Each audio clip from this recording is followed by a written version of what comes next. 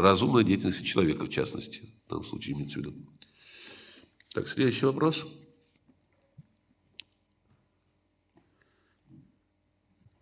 Ну, здесь такое, куда попадает сущность с вирусом звездного паразита после смерти? Можно избавиться от вируса при жизни? Ну, в принципе, ответ коротко, конечно, можно избавиться, только нужно знать, как и каким способом.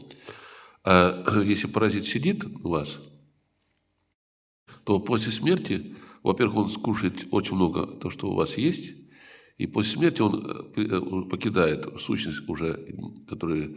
Ну, человек умирает, значит, его сущность уже не является интересной для этого паразита в большинстве случаев, потому что без тела, физического тела, сущность потенциал не создает.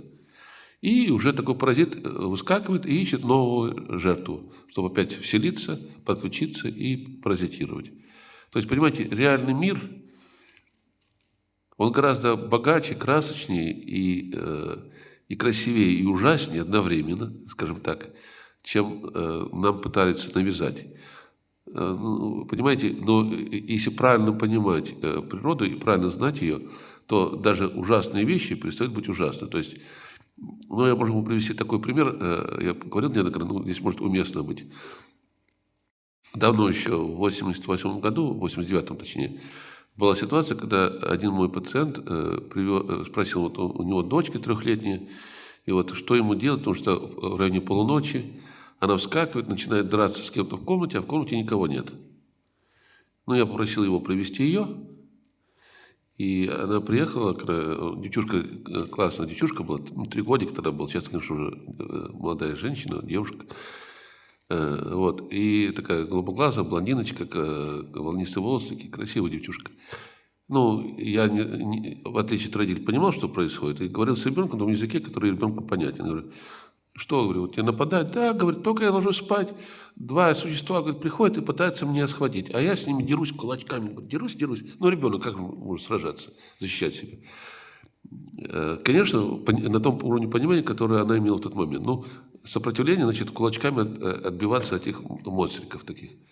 Вот это вот пример того, что взяли бы эту девочку, повели ее бы к психиатру, да?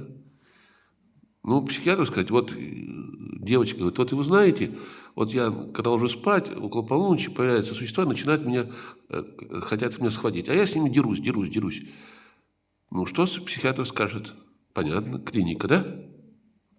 И что даст? Выпишет таблеточки, которые поджарят девочке мозги.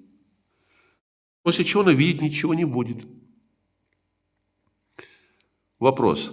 Перестанут приходить после этого вот эти монстрики, чтобы ее кушать? Как вы думаете? Конечно, нет. Ну, поэтому я сказал, давайте не будем спешить, к психиатру всегда сможете отвезти ее.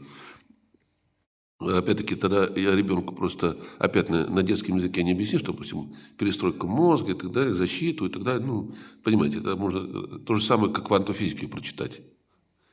Польза будет та же самая. Но я сказал, вот я сейчас сделаю, так что у тебя во лбу появится фонарик. Ну, это ребенок понимает, 3-летний. Вот если эти существа появятся вновь, ты подумай, этот фонарик загорится, и они испугаются и убегут. Если не убегут, позови меня. Хорошо, понятно? Понятно. Потом она пришла, ну что, да, вот появились, я фонарик зажгла, они разбежались. Понимаете, вот, пожалуйста, пример. А что было бы, если ее повезли к психиатру, понятно, да? Понимаете, для того, чтобы действительно бороться с многими явлениями, нужно понимать их природу, это раз. И второе, знать, как и с каким способом можно с ним сопротивляться. Конечно, это не фонарик прогонял монстриков, это просто для удобства, для понимания ребенка я такой образ создал, чтобы ей было проще понять. Но в реальности это же не меняет сути, как под каким соусом преподносится, суть остается та же самая. Поэтому многие вещи можно и нужно с ними бороться, но для этого нужно понимание, знать, что, как и почему. И если это будет, можно побороть практически все.